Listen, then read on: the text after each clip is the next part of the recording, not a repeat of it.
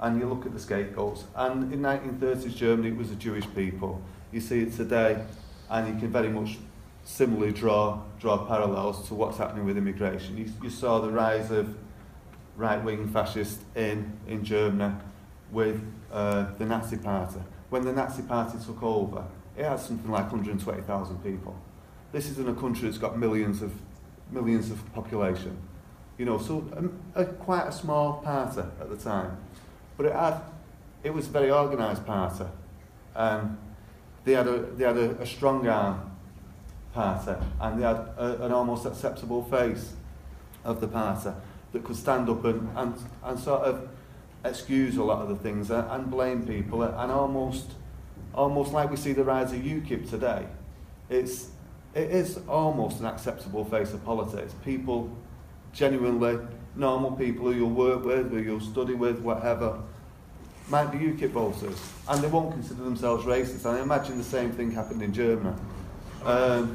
So what we're saying really is what I took from the tour is that if you look at all the things that happened, I put it together as, like, in my head, because I'm quite a simplistic kind of person, I put it together in an analogy where it's like baking a cake.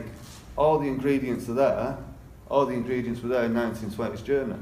It just takes the right orator, the right cook, to come and stir it, put it in an oven and bake it, and you've got exactly the same thing. And it's like, one of the speakers, I thought it was a great quote, one of the speakers at one of the talks we went to, talked about, I think it was Mark Twain, or Mark Twain's credited with it.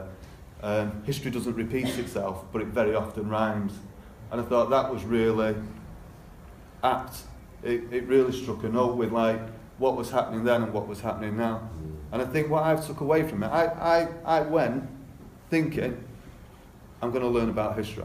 I'm going to learn about what's happened in the past, with no real thought about what could happen in the future.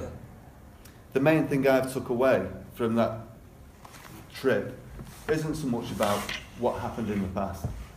The main thing I took away is it could very much happen in the future. You've got people like Marine Le Pen. You've got people like, you know, Trump in the USA. These are people with very powerful fingers on very powerful buttons that they can quite easily press.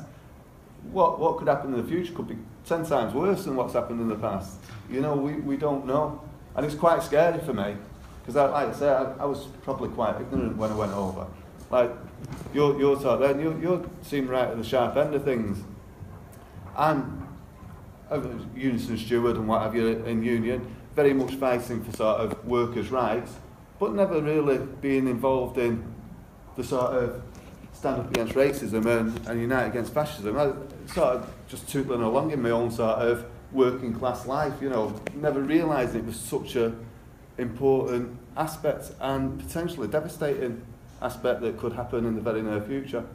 And I think that's what I took away. Yeah, and one of the quotes as well was, those who don't remember the past are condemned to have it happen again in the future. And we must all remember that, every one of us, you know, not to forget that. That is a very important thing to remember. Yeah, that's pretty much us, isn't it? It's not been planned, it's not been written.